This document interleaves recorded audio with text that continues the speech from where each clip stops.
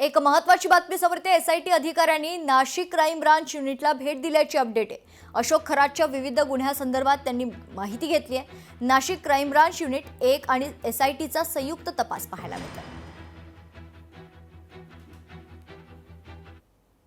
अशोक खरात प्रकरणात अंधश्रद्धा निर्मूलन समितीची रायगड जिल्हाधिकारी कार्यालयासमोर निदर्शनं पाहायला मिळतात। अशोक खरातवर कठोर कारवाईची मागणी अनिसच्या वतीने करण्यात आली आहे।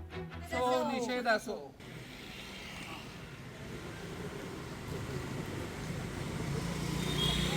झालेच पाहिजे। अशोक खरातला शासन झालेच पाहिजे। नराधम अशोक खरात या बुद्धूचा दरम्यान अशोक खरातला फाशी द्या अशी मागणी अंधश्रद्धा निर्मूलन समितीच्या वतीने आंदोलन करण्यात आलेली आहे। परळी तहसील कार्यालयासमोर अनिसच्या वतीने निदर्शनं करण्यात आली आहेत।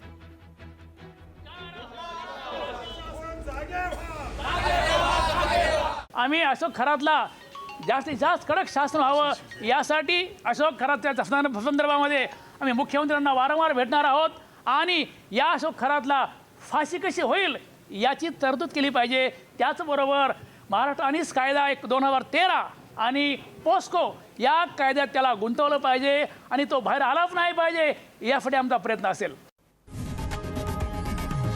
लोकशाही मराठी ऐका, पहा, जागरूक रहा।